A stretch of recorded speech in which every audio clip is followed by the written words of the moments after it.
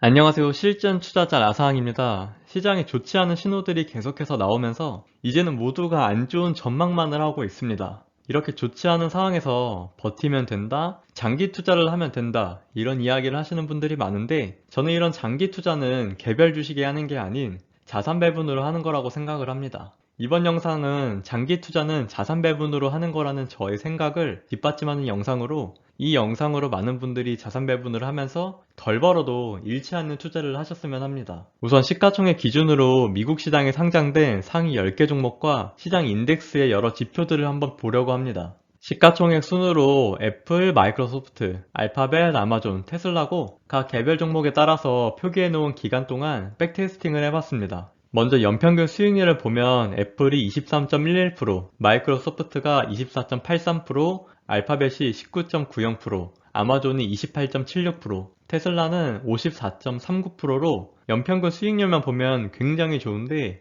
사실 이건 이 기업이 처음 상장되었을 때 매수한 걸로 가정을 한 거라 현실적으로 저 정도 수익률을 온전히 얻는 건 어려웠을 거라고 생각합니다. 그리고 고점 대비 최대로 많이 빠진 수준을 의미하는 MDD는 애플이 마이너스 79.68%, 마이크로소프트는 마이너스 66.77%, 알파벳은 마이너스 58.56%, 아마존은 마이너스 93.07%, 테슬라는 마이너스 48.80%로 현실적으로 마이너스 80%, 마이너스 90%는 개인이 견딜 수 있는 수준은 아니라고 생각합니다. 그나마 테슬라가 MDD가 낮은데 이것도 마이너스 48%라 본인 자산이 반토막 난 걸 견딜 수 있는 투자자가 있을까 싶습니다. 그 다음 전고점에서 하락했다가 다시 전고점까지 회복하는 기간을 의미하는 언더터 피어리어드는 애플이 7년 6개월, 마이크로소프트가 14년 7개월, 알파벳이 4년 11개월, 아마존이 8년 6개월, 테슬라가 2년 6개월로 이것도 저는 4년 이상은 솔직히 버티기 어렵다고 생각을 하고 그나마 테슬라의 2년 6개월 정도는 물 타면서 버틸 수 있지 않을까 싶습니다.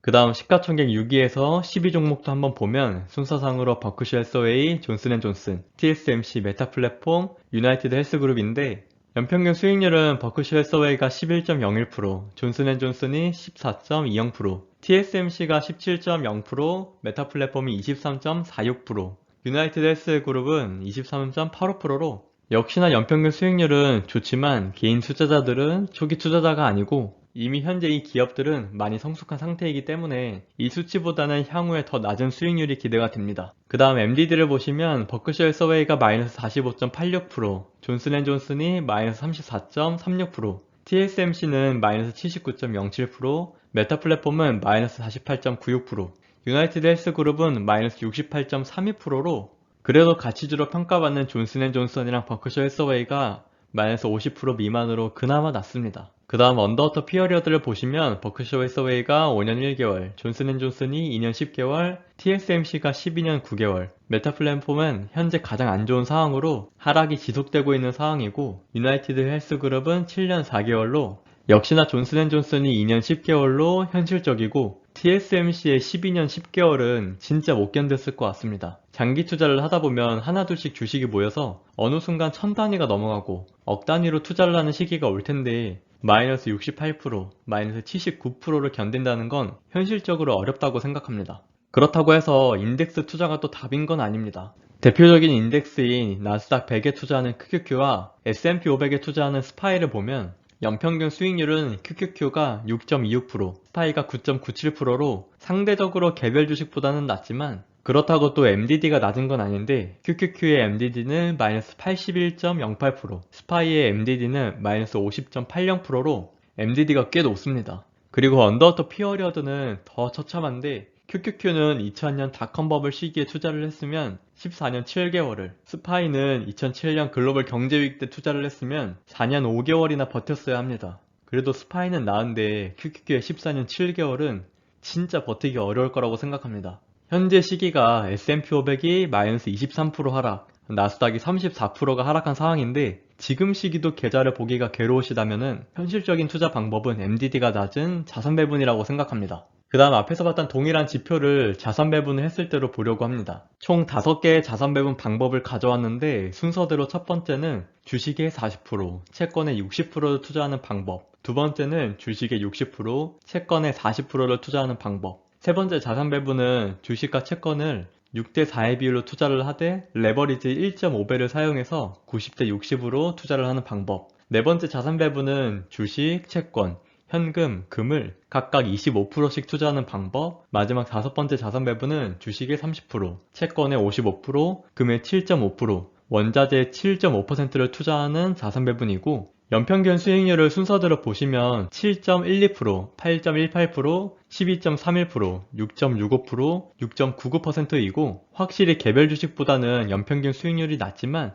인덱스랑은 비슷한 수준입니다. 세 번째인 주식과 채권의 비율을 90대 60으로 가져가는 자산 배분은 레버리지를 쓰는 만큼 수익률은 다른 자산 배분보다는 높고, 그 다음 MD들을 보시면 순서대로 마이너스 19.36%, 마이너스 30.72%, 마이너스 38.19%, 마이너스 12.63%, 마이너스 11.98%로 레버리지를 쓰는 세 번째 자산 배분이 역시나 마이너스 38.19%로 가장 좋지 않고, 주식의 비중이 낮을수록 MDD는 버틸 수 있는 10% 수준대로 내려가게 됩니다.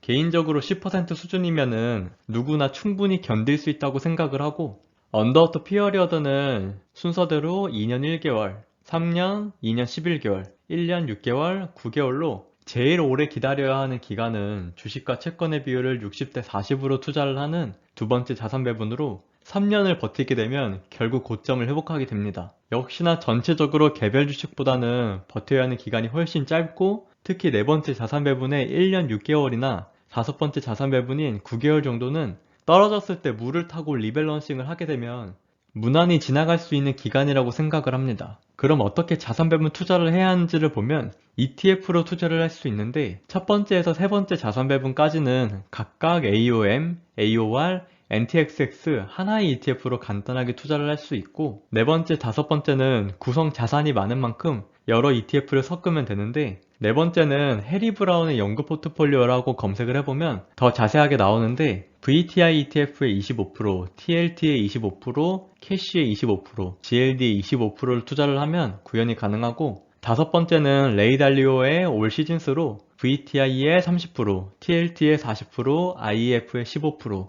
DBC의 7.5%, GLD의 7.5%를 투자를 하면 구현이 가능합니다. 자산 배분 관련 자료들이 많이 나와 있고 ETF가 또 잘 돼 있어서 투자를 하기에 생각보다 괜찮은데, 장기 투자를 하시는 분이라면은 기필코 저는 개별 주식이나 인덱스 하나에 투자하기보다는 조금 더 버틸 수 있는 멘탈을 유지할 수 있도록 자산 배분으로 투자를 하셨으면 합니다.